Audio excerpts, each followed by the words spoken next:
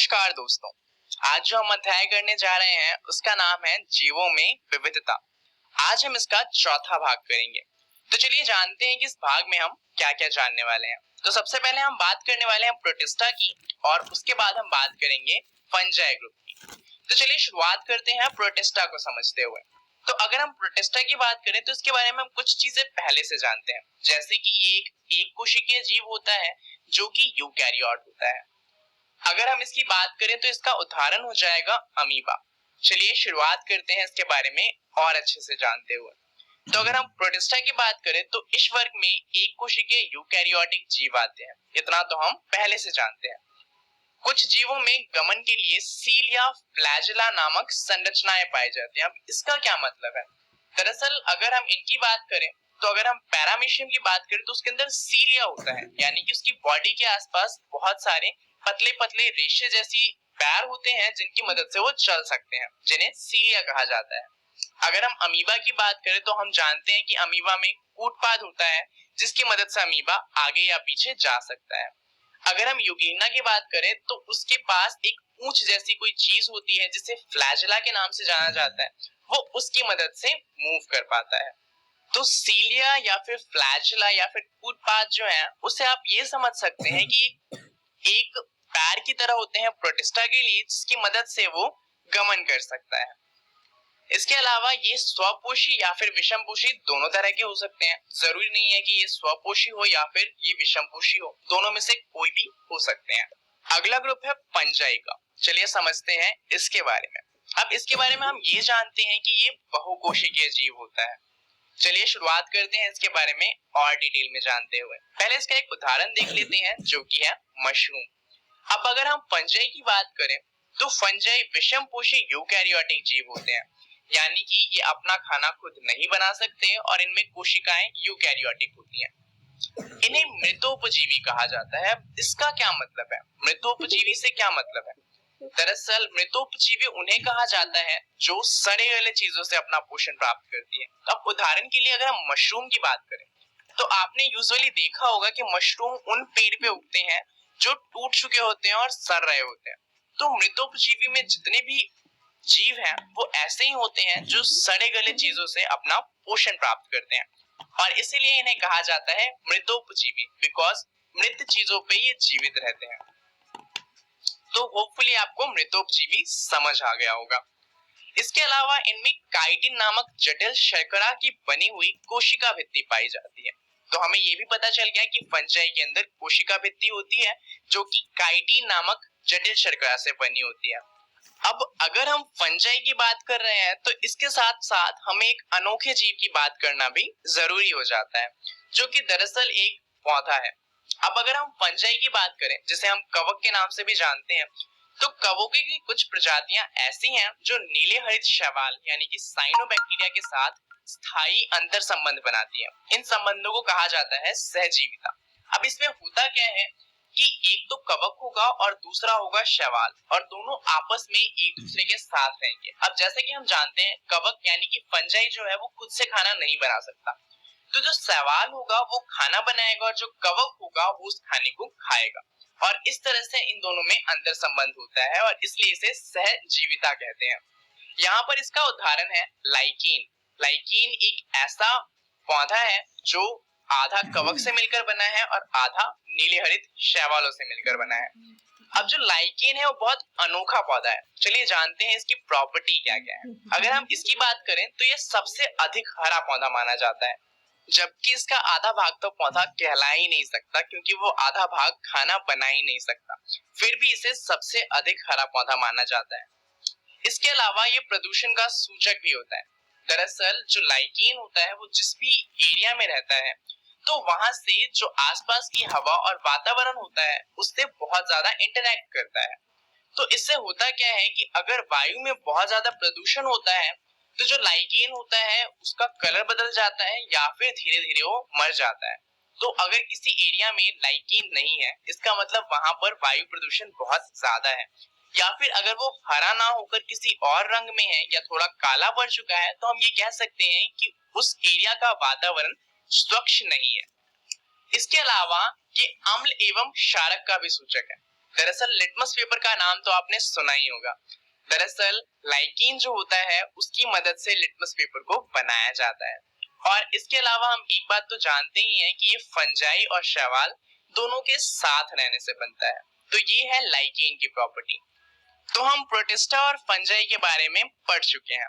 अब इसके बाद जो ग्रुप बचते हैं वो है प्लांटे और एनिमिलिया। परंतु ये जो दोनों ग्रुप हैं ये बहुत बड़े बड़े ग्रुप हैं। तो इस वीडियो में हम सिर्फ उनका ओवरव्यू जानेंगे और दरअसल उनकी बात डिटेल में हम आगे की वीडियोस में करेंगे। तो अगर हम प्लांटे की बात करें तो इसमें सारे के सारे पौधे और पेड़ इसी के अंदर आते हैं। यहाँ पर कोशिका भित्ति वाले बहुकोशिकीय यूकैरियोटिक जीव पाए जाते हैं। ये स्वपोषी होते हैं और इनमें प्रकाश संश्लेषण के लिए क्लोरोफिल का इस्तेमाल होता है। इसके जो अलग अलग ग्रुप हमने बनाए हैं यानी कि प्लांटे के जो हमने अलग अलग विभाजन किए हैं वो है थैलोफाइटा, ब्रायोफाइटा, टेरिडोफाइटा, जिम्नोस्पर्म और एंजियोस्पर्म। आगे की वीडियो में हम इन्हीं के बारे में और डिटेल में जानेंगे। अगर हम एनिमिलिया की बात करें तो इसमें सारे के सारे जानवर आते हैं। ये यूकैरियोटिक होते हैं, बहुकोशिकीय होते हैं, परंतु ये विषमपोषी जीव होते हैं। इसके अलावा इनकी कोशिकाओं में कोशिका भित्ति नहीं पाई जाती है।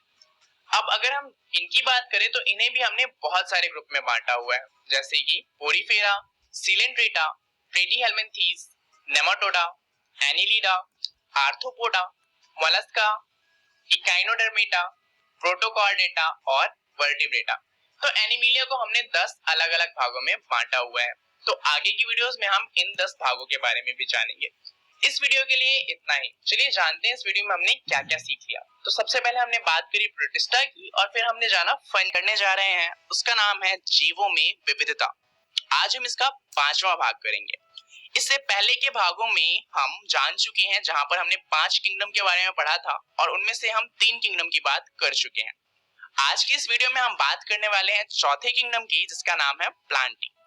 नाउ प्लांटी के बारे में हमने पहले से ही कुछ बातें जान ली थी, जैसे कि इसके अंदर सारे के सारे पौधे आते हैं, ये बहुकोशिक जीव होते हैं यानी कि बहुकोशिक पौधे होते हैं और ये यूकैरियोटिक होते हैं। और हमने जाना था कि ये स्वपोषी होते हैं, दैट मीन्स कि ये अपना खाना खुद बना सकते हैं। और इसके बाद हमने जाना था कि ये प्रकाश संश्लेषण करते हैं क्लोरोफिल की मदद से और उसकी मदद से ये खाना बनाते हैं। और इसके बाद हमने जाना था कि क्योंकि इसके अंदर बहुत सारे प्लांट आते हैं इस वजह से हमने इनको 5 भागों में बांटा हुआ है। पहला भाग था थैलोफाइटा, दूसरा भाग था ब्रायोफाइटा, टेरिडोफाइटा, जिम्नोस्पर्म और एंजियोस्पर्म। आज की इस वीडियो में हम इन्हीं 5 के बारे में बात करने वाले हैं। परंतु इससे पहले कि हम इन 5 की बात करें, हमें ये जानना जरूरी हो जाता है कि आखिर हमने किस बेसिस पर इन्हें 5 अलग अलग भागों में बांटा है। तो चलिए शुरुआत करते हैं ये जानते हुए कि आखिर हमने किस बेसिस पर इन्हें अलग अलग ग्रुप में बांटा है। अगर हम एक पौधे की बात करें तो एक पौधे की बात सुनते ही हमारे दिमाग में एक पिक्चर आती है जहां पर एक पौधा होता है जिसके अंदर रूट यानी कि जड़ें होती हैं, स्टेम यानी कि तना होता है, लीफ यानी कि पत्ते होते हैं और फूल होते हैं और फल होते हैं। परंतु ये जो आपके सामने पिक्चर आई ये जरूरी नहीं है कि हर पौधे में हो, क्योंकि कुछ पौधे ऐसे होते हैं जिनमें पुष्प नहीं होते, वो पुष्पहीन होते हैं और वो फलहीन भी होते हैं, क्योंकि जिस पौधे में पुष्प नहीं होते उसमें ज्यादातर फल नहीं उगते। परंतु इतना ही नहीं, कुछ पौधे ऐसे भी होते हैं जिसमें तना तक नहीं होता। तो हमने इसी बेसिस पे बांटा है इनको कि किस तरह से सबसे बेकार तरह के जो प्लांट है उससे सबसे अच्छे तरह के प्लांट किस तरह से बने। उदाहरण के लिए हमने इन्हें इस तरह से बांटा है। सबसे पहले ऐसे पौधे आएंगे जिनमें तना नहीं होता, जड़ नहीं होती, पता नहीं चलता कि कहाँ पे तना है, कहाँ पे फूल है, कहाँ पे पत्ते हैं। उसके बाद हम ऐसे प्लांट की बात करेंगे जिसमें हमें पता चलेगा देख के कि कहाँ पे पत्ता है, कहाँ पे तने हैं, कहाँ पे जड़ है। उसके बाद हम ऐसे प्लांट तक पहुंचेंगे जो देखने में एक प्लांट जैसा लगेगा। तो आप समझ गए होंगे कि यहाँ पर जो सबसे पहले ग्रुप है उनमें हमने ऐसे पौधे डाले हैं जो सबसे साधारण है और उसके बाद धीरे धीरे इनकी जटिलता बढ़ती चली जाएगी और सबसे अंत में जो ग्रुप आएगा वहां पर सबसे जटिल पौधे होंगे। अब अगर आपको ये बात समझ आ गई है तो चलिए शुरुआत करते हैं सबसे पहले ग्रुप को देखते हुए, जिसका नाम है थैलोफाइटा। थैलोफाइटा के अगर हम उदाहरण की बात करें तो इसका एक बहुत महत्वपूर्ण उदाहरण है काढ़ा। अब अगर हम थैलोफाइटा के कैरेक्टरिस्टिक की बात करें यानी कि इसके गुण की बात करें तो सबसे पहला गुण है कि इन पौधों की शारीरिक संरचना में विभेदीकरण नहीं पाया जाता। अब क्योंकि ये सबसे सरल तरह के पौधे हैं, यहाँ पर क्या होता है कि इन पौधों को देखने पर पता ही नहीं चलता कि कहाँ पर पत्ते हैं, कहाँ पर तना है और कहाँ पर जड़ है। ये ग्रीन कलर के दिखते हैं बस, और कहीं पर रखे हुए होते हैं। ऐसा समझ लीजिए कि ग्रीन कलर का कुछ कहीं पर रखा हुआ है, देखकर लगता ही नहीं कि वो एक पौधा है। तो थैलोफाइटा में इस तरह के पौधे आते हैं। इन पौधों को सामान्यतः शैवाल कहा जाता है। ऐसे पौधे जो होते हैं इन्हें हम यूजुअली शैवाल के नाम से जानते हैं। ये मुख्य रूप से जल में पाए जाते हैं। अब जैसा कि हमने पहले भी जाना था कि जो विकास हुआ था वो सबसे पहले जल में हुआ था, और धीरे धीरे जितने भी ये ऑर्गेनिजम्स थे वो धरती पर आए थे। तो क्योंकि थैलोफाइटा सबसे सरल तरह का जीव है तो ये जल में पाया जाता है। अब इसके और उदाहरण की बात करें तो इसका उदाहरण हो जाएगा क्लैडोफोरा और स्पाइरोगैरा। अब यहाँ पर जितने भी आप ग्रुप पढ़ेंगे उनमें कोशिश कीजिएगा कि आपको कम से कम 2 उदाहरण तो याद रहें, क्योंकि एग्जाम में आपको उत्तर में उदाहरण देने होते हैं। अब आप उदाहरण कोई से भी ले सकते हैं। अगर आप अपनी बुक को खोलेंगे तो वहां पर आपको इन सभी के बहुत सारे उदाहरण मिल जाएंगे। आपको जो भी आसान लगे उनमें से किसी 2 को याद कर लीजिएगा। बात करते हैं अगले ग्रुप की, जिसका नाम है ब्रायोफाइटा। अब ब्रायोफाइटा का उदाहरण ले तो इसका उदाहरण हो जाता है रिक्सिया। और इसके गुण की बात करें तो यहाँ पर इन पौधों को पादप वर्ग का उभयचर कहा जाता है।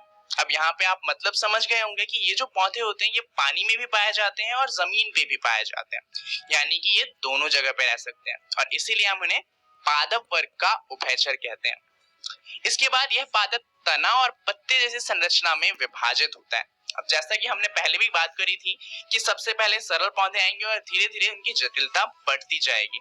तो पहले पता नहीं चल रहा था कि कहाँ पर पत्ते हैं और कहाँ पर जड़ है। यहाँ पर पता चलेगा कि कहाँ पर पत्ते हैं और कहाँ पर जड़ है, कहाँ पर तना है, क्योंकि यहाँ पर जो पौधे होंगे वो इनमें विभाजित होंगे। अब यहाँ पर विभाजन तो आ गया है, परंतु ये पौधे अभी भी उतने ज्यादा विकसित नहीं हो पाए हैं, क्योंकि इनके अंदर संवाहक उत्तक नहीं पाए जाते। अब संवाहन उत्तक क्या होते हैं? हमने इससे पहले के अध्याय में जाना था जाइलम और फ्लोएम के बारे में, जहां पर हमने जाना था कि पौधों में संवाहन के लिए, जल के संवाहन के लिए इस्तेमाल होता है जाइलम का, और खाना यानी कि फूड के संवाहन के लिए हम फ्लोएम का इस्तेमाल करते हैं। परंतु ब्रायोफाइटा में जितने भी पौधे आते हैं उनके अंदर ना तो जाइलम होता है और ना ही फ्लोएम होता है। अब चलिए बात करते हैं इसके उदाहरण की। तो इसका पहला उदाहरण हो जाएगा फ्यूनेरिया और दूसरा हो जाएगा रिक्सिया, जिसकी हमने अभी बात करी थी। चलिए बात करते हैं अब तीसरे ग्रुप की, जो है टेरिडोफाइटा। टेरिडोफाइटा का उदाहरण लेते तो इसका उदाहरण हो जाता है फर्न।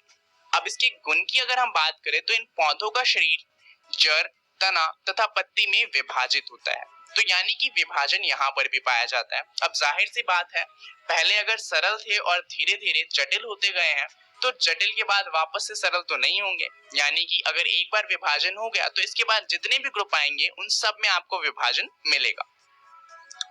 यहाँ पर संवाहक उत्तक भी पाए जाते हैं, यानी कि जाइलम और फ्लोएम जो होते हैं वो इन पौधों में पाए जाते हैं। अब बात करते हैं क्रिप्टोगैम की।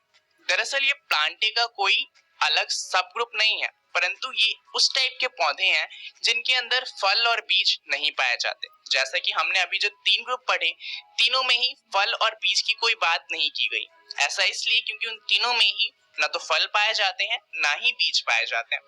तो चलिए एक बार क्रिप्टोगैम की डेफिनेशन देख लेते हैं। इनमें नग्न भ्रूण पाए जाते हैं जिन्हें बीजाणु कहा जाता है। इस समूह में जो पौधे आते हैं उनके जननांग अप्रत्यक्ष होते हैं तथा इनमें बीज उत्पन्न करने की क्षमता नहीं होती। अब इसका उल्टा होता है फेनेरोगैम्स, यानी कि फेनेरोगैम्स में बीज उत्पन्न करने की क्षमता होती है। फेनेरोगैम्स को हमने 2 भागों में बांटा हुआ है। पहला है जिम्नोस्पर्म और दूसरा है एंजियोस्पर्म। अगर हम जिम्नोस्पर्म की बात करें तो इसका उदाहरण हो जाएगा साइकस। अब ये जो जिम्नोस्पर्म शब्द है ये 2 शब्द से मिलकर बना है। पहला है जिम्नो, जिसका मतलब होता है नग्न, और दूसरा है स्पर्म, जिसका मतलब होता है बीज। तो यानी कि इसमें वो पौधे आते हैं जिनके जो बीज होते हैं वो नग्न होते हैं। इन्हें हम नग्न बीज पौधों के नाम से भी जानते हैं। ये पौधे बहुवर्षीय, सदाबहार तथा काष्ठीय होते हैं, यानी कि ज्यादातर जो जिम्नोस्पर्म होते हैं वो सदाबहार रहते हैं और काष्ठीय यानी कि वुडी होते हैं। अब अगर हम बात करें एंजियोस्पर्म की, तो एंजियोस्पर्म भी दो शब्द से मिलकर बना है। पहला शब्द है एंजियो, जिसका मतलब होता है ढका हुआ, और स्पर्म का मतलब तो बीज था ही। तो यहाँ पर जो पौधे होते हैं उनके बीज ढके हुए होते हैं। उदाहरण के लिए अगर हम आम की बात करें, तो आम में क्या होता है, जो बीज होता है वो अंदर होता है और बाहर की तरफ फल लगा हुआ होता है जो उस बीज को प्रोटेक्ट करता है। तो यहाँ पर वो बीज एक तरह से ढका हुआ होगा। सो यहाँ पर जो पौधे होते हैं इनमें भोजन का संचय या तो बीज पत्रों में होता है या फिर भ्रूणपोष में, और इन्हें हम बीज पत्रों के आधार पर दो अलग अलग भागों में बांटते हैं। पहला है एक बीज पत्री, जिसके अंदर सिर्फ एक बीज पत्री होती है। तो यहाँ पर वो पौधे आते हैं जिनमें एक बीज पत्री होगी। उदाहरण के लिए पैपीफियो पैलिडम। सो यहाँ पर क्या होता है कि जो बीज होता है उसके अंदर सिर्फ एक बीज पत्री मिलती है। यानी कि अगर आप आम के बीज को तोड़े तो वहां पर क्या होता है, दो अलग अलग भागों में बीज बट जाता है। परंतु अगर हम चावल की बात करें, तो चावल में क्या होता है, जब आप जो उसका कवर होता है उसे हटाते हैं तो उसके अंदर सिर्फ एक बीज होता है। तो ऐसे जो पौधे होते हैं जिनके अंदर सिर्फ एक बीज होता है उन्हें कहा जाता है एक बीज पत्री। ऐसे पौधे जिनमें दो बीज पत्री होती है उन्हें कहा जाता है द्विबीज पत्री। इसका उदाहरण हो जाएगा आइपोमिया। अब यहाँ पर ऐसे बीज आते हैं जिनको अगर आप बाहर वाला खोल हटा दे तो अंदर से दो अलग अलग बीज निकलते हैं। जैसे अगर हम मटर के दाने की बात करें तो ऊपर वाला जो कवर होता है उसको हटाने के बाद अंदर से हमें दो अलग अलग दाने मिलते हैं, तो वो द्विबीजपत्री का उदाहरण हो जाएगा। परंतु कोशिश कीजिएगा कि आप उत्तर लिखते समय मटर के दाने ना लिखें, क्योंकि अगर हम बात करें तो ये जो पौधे होते हैं इनके नाम की बात करें तो नाम इतने सरल नहीं होते। इनका जो स्पीसीज का नाम होता है वो थोड़ा अलग होता है। तो आप कोशिश कीजिएगा कि आपको जो बुक में नाम मिले हैं उन्हीं का इस्तेमाल करें। तो इस वीडियो में हमने बात करी प्लांटी के बारे में। अगली वीडियो में हम बात करने वाले हैं एनीमिलिया की। अब एनीमिलिया के बारे में हमने कुछ चीजें पहले ही पढ़ ली थी, जैसे कि एनीमिलिया में सारे के सारे जानवर आते हैं। इसके अलावा ये यूकैरियोटिक होते हैं, बहुकोशिक होते हैं और ये विषमपोषी होते हैं, यानी कि ये अपना खाना खुद नहीं बना सकते। उसके अलावा हमने ये भी जाना था कि इनकी कोशिकाओं में कोशिका भित्ति नहीं पाई जाती। और आपको ये जानकर ज्यादा हैरानी नहीं होनी चाहिए, परंतु एनीमिलिया जो ग्रुप है उसके अंदर सबसे ज्यादा जीव आते हैं। यानी कि अब तक जो हमने 5 जगत पढ़े उनमें से सबसे ज्यादा जीव अगर किसी जगत में है तो वो है एनीमिलिया। अब एनीमिलिया में बहुत सारे जीव होने के कारण हमने इसे 10 अलग अलग छोटे भागों में बांटा है, जिसमें से पहला है पोरीफेरा, उसके बाद है सीलेंट्रेटा, फिर है प्लेटीहेल्मिन्थीज, फिर आता है Nematoda, Annelida, arthropoda, Mollusca, Echinodermata, Protochordata और वर्टिब्रेटा। तो हमें इन सब के बारे में पढ़ना है, परंतु इन सब के बारे में पढ़ने से पहले हमें ये पता होना चाहिए कि आखिर हमने इन्हें इस भागों में बांटा कैसे। तो हमने इन्हें इन भागों में इस तरीके से बांटा कि जो सबसे सरल जीव थे उन्हें हमने सबसे पहले के ग्रुप में रखा है, और जैसे जैसे जटिलता बढ़ती गई वैसे वैसे हमने आगे अलग अलग ग्रुप बनाना शुरू कर दिए। तो यहाँ पर सबसे सरल जीव जो होंगे वो हमें मिलेंगे पोरीफेरा में, और सबसे जटिल जीव जो होंगे वो हमें मिलेंगे वर्टिब्रेटा में। अब इतना क्लियर हो गया हो तो चलिए जानते हैं कुछ महत्वपूर्ण चीजों को। यहाँ पे कुछ संबंधित शब्द हैं जिनके बारे में आपको पता होना चाहिए इससे पहले कि हम उन 10 ग्रुप्स के बारे में पढ़ सके। तो पहला है सममिति। अब ये क्या होता है, जीवों को दो बराबर भागों में बांटा जा सकना सममिति कहलाता है। उदाहरण के लिए अगर हम अपनी बात करें तो हम अपने आप को अगर ऊपर से नीचे की तरफ डिवाइड करें तो हमें दो बराबर भाग मिलेंगे। ऐसी जो सममिति होती है उसे कहा जाता है द्विपार्श्व सममिति, क्योंकि यहाँ पर एक जीव को दो बराबर भागों में बांटा जा सकता है। परंतु जरूरी थोड़ी है कि हम सिर्फ दो ही भागों में बांट सके। जरा इसे देखिए, ये एक स्टार फिश है। अगर हम इसे ऊपर से नीचे की तरफ काटें तो भी हमें दो बराबर भाग मिलते हैं। अगर हम इसे इस तरह से काटें तो भी हमें दो बराबर भाग मिलते हैं, और अगर हम इसे इस तरीके से काटें तो भी हमें दो बराबर भाग मिलते हैं। तो यहाँ पर हमें पता चल रहा है कि जरूरी नहीं है कि हम किसी एक पर्टिकुलर एंगल पर ही काटें, हम किसी भी एंगल पर काटें तो हमें दो बराबर भाग मिल जाएंगे। तो ऐसी जो सममिति होती है उसे कहा जाता है व्यासीय सममिति। अब सममिति में हमें इतना ही पढ़ना है, दो तरीके सममिति होती है, एक होता है जहां पर द्विपार्श्व सममिति होती है, दो बराबर भागों में बंटना, और एक व्यासीय सममिति जहां पर हम एक से ज्यादा तरह से काटकर दो बराबर भागों में किसी जीव को बांट सकते हैं। अब दूसरा जो शब्द है उसका नाम है कोशिकीय स्तर। तो चलिए जानते हैं आखिर क्या होता है ये। दरअसल जो कोशिकीय स्तर होते हैं वो तीन तरह के होते हैं। जो हमारी भी शरीर की बात करें तो आपने देखा होगा कि क्या होता है, सबसे बाहर स्किन होती है, उसके अंदर फिर ऑर्गन होते हैं यानी कि अंग होते हैं, उसके अंदर हमारी आंत होती है। तो ऐसे अलग अलग परतें होती हैं। तो यहाँ पर भी सबसे पहले होता है बाहरी परत, फिर आता है अंग, और तीसरा होता है आंतरिक परत। जिन जीवों में तीनों परत होती हैं उन्हें कहा जाता है त्रिकोरक या फिर ट्रिप्लोब्लास्टिक। परंतु कुछ जीव इतने ज्यादा सरल होते हैं कि उनमें जो ये बीच वाला है अंग वो नहीं होता, तो ऐसे जीवों को हम कहते हैं डाइप्लोब्लास्टिक। चलिए अब जानते हैं तीसरे के बारे में। तो तीसरा है प्रगुहा या फिर सिलोम। अब अगर हम इसकी बात करें तो यह तरल से भरी हुई देह गुहा होती है। अगर हम सबसे सरल जीव की बात करें जैसे कि प्लनेरिया की बात करें तो इसमें क्या होता है कि इसमें देह गुहा पाई ही नहीं जाती।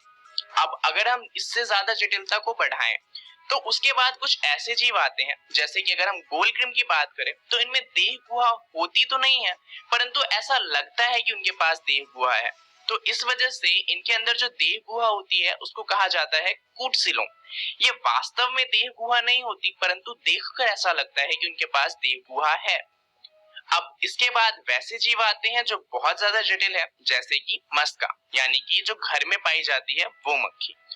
तो अगर हम इसकी बात करें तो इनमें वास्तविक देह गुहा भी पाई जाती है। अब चलिए जानते हैं अगला शब्द क्या है।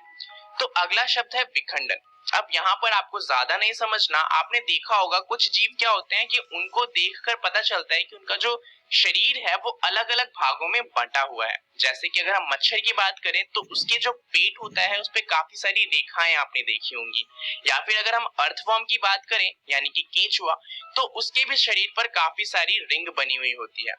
तो ऐसे जो जीव होते हैं उनमें विखंडन पाया जाता है और जिन पे ऐसी रेखाएं नहीं होती उनमें विखंडन नहीं पाया जाता।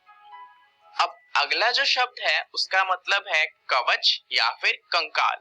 अब आपको नाम से ही समझ आ रहा होगा कि यहाँ पर हम किस चीज की बात करने वाले हैं।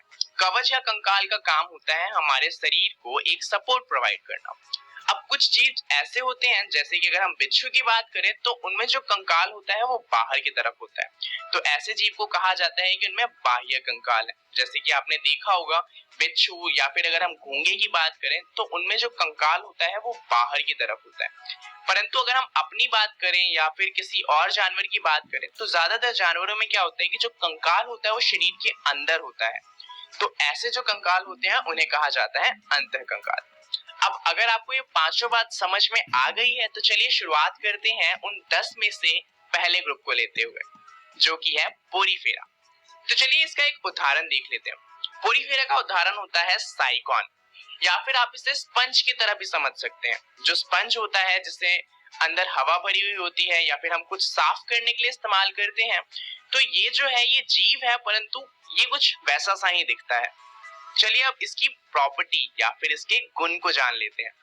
तो ये जो जीव होते हैं ये अचल होते हैं।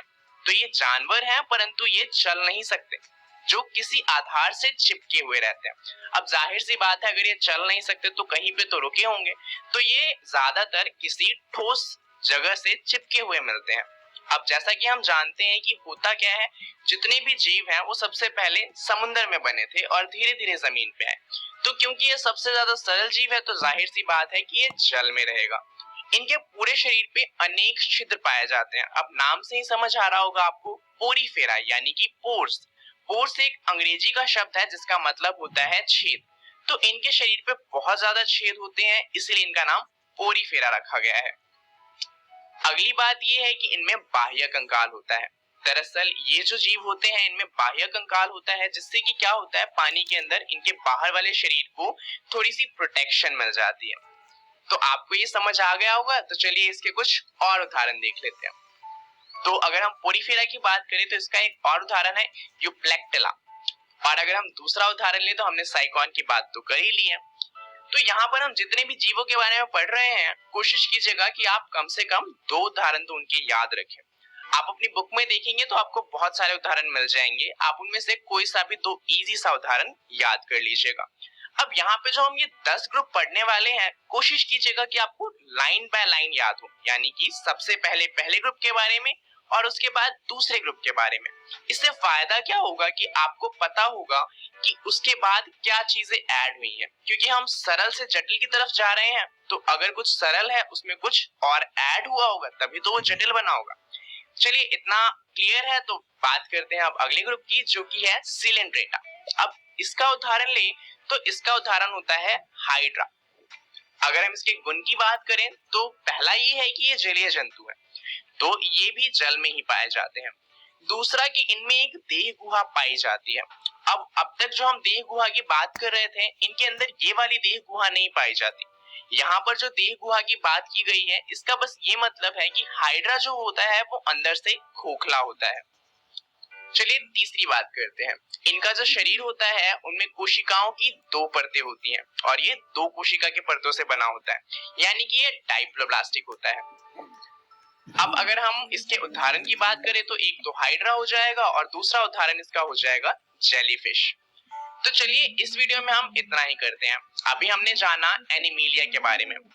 अगली वीडियो में जो ये 8 ग्रुप बच गए हैं, हम उनकी बात करने वाले हैं। इस वीडियो के लिए इतना ही, धन्यवाद। आज हम जीवों में विविधता का 7वां और आखिरी भाग करेंगे। तो इस वीडियो में हम जानने वाले हैं एनीमिलिया के बारे में। एनीमिलिया के बारे में हम पिछली वीडियो में ही बात कर रहे थे, जहां पर हमने इसके 2 ग्रुप के बारे में जाना था। आज हम बचे हुए 8 ग्रुप के बारे में जानने वाले हैं। तो शुरुआत करते हैं सीधा तीसरे ग्रुप से। जो तीसरा ग्रुप है उसका नाम है प्लेटीहेल्मिन्थीज। अगर हम प्लेटीहेल्मिन्थीज के उदाहरण की बात करें तो ये हो जाएगा प्लेनेरिया। अब चलिए बात करते हैं गुणों की। तो इसका पहला गुण है कि इनकी शारीरिक संरचना अधिक जटिल होती है। जैसा कि अब तक हमने इससे पहले जो 2 ग्रुप पढ़े थे, इनकी जो शारीरिक संरचना होगी वो उनसे ज्यादा जटिल होगी। अगला पॉइंट है कि इनमें द्विपार्श्व सममिति पाई जाती है, यानी कि इनके शरीर को 2 बराबर भागों में बांटा जा सकता है। प्लेटीहेल्मिन्थीज त्रिकोरक होते हैं, यानी कि इनका जो शरीर होता है उनमें 3 कोशिकाओं की अलग अलग परतें होती हैं, या फिर हम ये भी कह सकते हैं कि ये ट्रिप्लोब्लास्टिक होते हैं। इनमें वास्तविक देह गुहा का अभाव होता है, यानी कि इनके शरीर में देह गुहा नहीं पाई जाती। इनका शरीर पृष्ठधरीय एवं चपटा होता है, यानी कि इनके जो शरीर होता है उनपे रेखाएं बनी होती है और साथ में इनका शरीर चिपका हुआ होता है। इसका एक उदाहरण तो प्लेनेरिया हो गया, इसके अलावा दूसरा उदाहरण आप अपनी बुक से देख लीजिएगा। चलिए बात करते हैं चौथे ग्रुप की, जो है नेमाटोडा। नेमाटोडा के उदाहरण की बात करें तो इसमें आते हैं गोलग्रिम। ये जो गोलग्रिम होते हैं ये वही कीड़े हैं जो बच्चों के पेट में पाए जाते हैं, और ऐसा इसलिए होता है क्योंकि वो ध्यान नहीं देते कि वो क्या खा रहे हैं और कई बार वो इन कीड़ों के अंडों को खा जाते हैं और इस वजह से उनके पेट में ये कीड़े हो जाते हैं। चलिए बात करते हैं इनके गुणों की। ये द्विपार्श्व सममित होते हैं, यानी कि इनके शरीर को भी 2 बराबर भागों में बांटा जा सकता है। अब यहाँ पर आप देखेंगे कि क्या फायदा मिल रहा है हमें लाइन वाइज याद करने का। इससे पहले वाला जो हमने पढ़ा था उसके अंदर भी द्विपार्श्व सममिति थी, इसमें भी है, और इससे आगे जितने भी ग्रुप आएंगे उन सब में ये होगा। तो यानी कि अब हमें इस पॉइंट को याद रखने की जरूरत नहीं पड़ेगी। ये त्रिकोरक होते हैं, यानी कि जो इनका शरीर होता है वो 3 अलग अलग कोशिकाओं की परतों से बना हुआ होता है। इनके देह गुहा को कूटसिलोम कहते हैं, क्योंकि इनके अंदर जो देह गुहा होती है वो वास्तविक नहीं होती, परंतु देखकर ऐसा लगता है कि इनमें देह गुहा है, और इस वजह से इसे कूटसिलोम के नाम से जाना जाता है। इनका शरीर बेलनाकार होता है, जैसा कि आप देख सकते हैं जो क्रिम होते हैं वो बेलनाकार आकार के ही होते हैं। इसके अलावा ये अधिकांशतः परजीवी होते हैं। अब परजीवी तो आप जानते ही हैं, ऐसे जीव जो दूसरे जीवों से अपना खाना लेते हैं उन्हें मारे बिना। उदाहरण के लिए गोलग्रिम क्या करता है, वो बच्चों के पेट में रहता है और बच्चे जो खाना खाते हैं उसी खाने से अपने आप को पालता है। तो ये खत्म हुआ हमारा चौथा ग्रुप। चलिए देखते हैं 5वें ग्रुप को। 5वां ग्रुप है एनीलिडा। एनीलिडा के उदाहरण की बात करें तो इसके अंदर आते हैं जोंक जैसे जीव। अब चलिए बात करते हैं इसके गुणों की। तो सबसे पहला गुण तो है इनमें द्विपार्श्व सममिति पाई जाती है, यानी कि इनके शरीर को 2 बराबर भागों में बांटा जा सकता है। उसके अलावा ये त्रिकोरक होते हैं, यानी कि इनमें 3 कोशिकाओं की परतें होती हैं। इनमें वास्तविक देह गुहा भी पाई जाती है, यानी कि एनीलिडा के बाद से अब जितने भी ग्रुप आएंगे उनमें सब में वास्तविक देह गुहा होगी।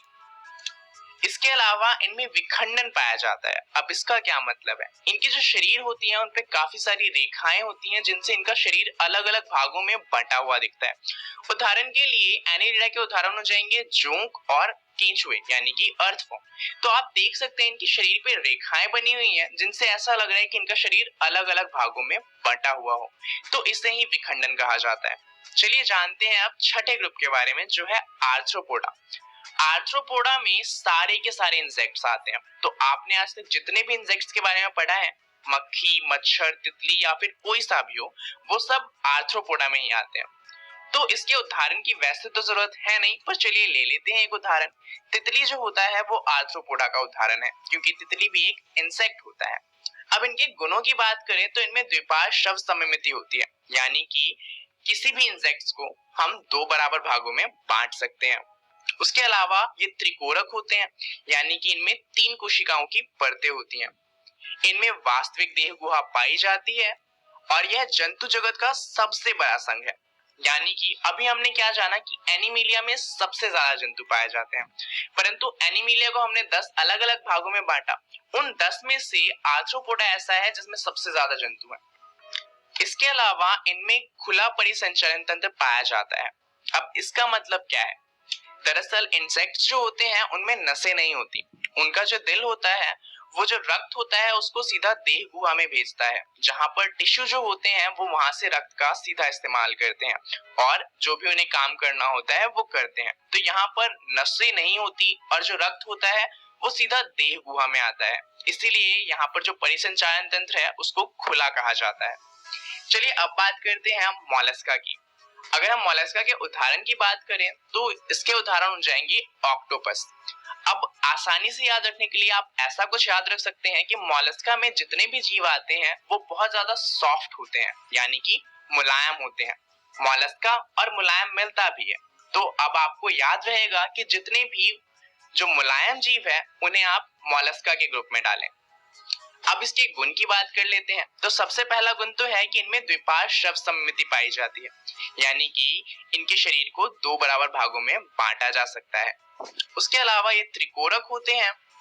इनमें वास्तविक देह गुहा भी पाई जाती है और शरीर में थोड़ा विखंडन होता है, यानी कि इनके शरीर में थोड़ा सा परंतु विखंडन होता है। मतलब शरीर पे रेखाएं होती हैं जिनसे पता चलता है कि इनका शरीर कहाँ कहाँ पर विभाजित हो रहा है।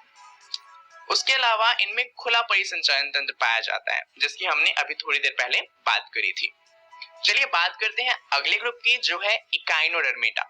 इसके उदाहरण की बात करें तो इसका उदाहरण हो जाएगा एस्टेरियस। अब देखने में ये स्टारफिश लग रहा है क्योंकि ये स्टारफिश ही है, परंतु स्टारफिश या फिर तारा मछली का जो स्पीसीज का नाम है वो है एस्टेरियस। तो अगर आप एग्जाम में उत्तर लिखेंगे तो वहां पर आपको इस नाम का इस्तेमाल करना पड़ेगा। चलिए अब इसके गुण की बात कर लेते हैं। तो इसका पहला गुण है कि इसमें व्यासीय सममिति पाई जाती है। तो यहाँ पर पहली बार ऐसा है कि द्विपार्श्व सममिति की जगह व्यासीय सममिति आई है। इसका मतलब क्या है कि इनके शरीर को किसी भी एंगल से अगर काटा जाए तो 2 बराबर भागों में बांटा जा सकता है। जरूरी नहीं है कि किसी एक पर्टिकुलर एंगल पर ही काटने पर ये 2 बराबर भागों में बांटे जा सके। इसके अलावा ये त्रिकोरक होते हैं। इनमें वास्तविक देह गुहा पाई जाती है और ये समुद्री जंतु हैं, यानी कि ये सिर्फ समुद्र में रहते हैं और इन जंतुओं की त्वचा पर कांटे होते हैं। दरअसल इकाइनो जो वर्ड है इसका मतलब ही होता है कांटे और डर्मेटा का मतलब होता है स्किन। तो इसके अंदर जितने भी जीव आते हैं उनके शरीर पर छोटे छोटे कांटे पाए जाते हैं। अब इसके बाद सिर्फ 2 ग्रुप बचे हैं, प्रोटोकॉर्डेटा और वर्टिब्रेटा। परंतु उन्हें पढ़ने से पहले हमें एक शब्द का मतलब समझना है, जो है नोटोकॉर्ड। यह छड़ की तरह एक लंबी संरचना है जो जंतुओं के पृष्ठभाग पर पाई जाती है। दरअसल अगर हम अपनी बात भी करें तो हमारा जन्म होने से पहले जो हमारी रीढ़ की हड्डी होती है वो बहुत सॉफ्ट होती है और उस समय ये एक कॉर्ड की फॉर्म में होती है जो हमारे शरीर को सपोर्ट प्रोवाइड करती है। दरअसल उसे ही नोटोकॉर्ड कहा जाता है। जैसे जैसे हम बड़े होते जाते हैं ये नोटोकॉर्ड बदल के वर्टिब्रल कॉलम बन जाता है। तो नोटोकॉर्ड का मतलब क्या है कि ये एक ऐसा छड़ जैसा संरचना है जो हमारी बॉडी को सपोर्ट प्रोवाइड करता है। अब अगर आपको ये क्लियर है तो चलिए शुरुआत करते हैं प्रोटोकॉर्ड डेटा को समझते हुए। इसका उदाहरण हो जाएगा बैलेना ग्लॉसस। अगर हम इसके गुण की बात करें तो पहला गुण है कि इनमें द्विपार्श्व सममिति पाई जाती है, यानी कि इनके शरीर को दो बराबर भागों में बांटा जा सकता है। उसके अलावा ये त्रिकोरक होते हैं और इनमें नोटोकॉर्ड पाया जाता है। अब जरूरी नहीं कि इनके जो जीव हैं उनमें पूरी लाइफ में नोटोकॉर्ड हो, लाइफ के किसी एक पार्ट में, यानी कि जब उन्होंने जन्म लिया हो या फिर बीच में कभी एक ऐसा समय आएगा जब उनके शरीर में नोटोकॉर्ड होगा।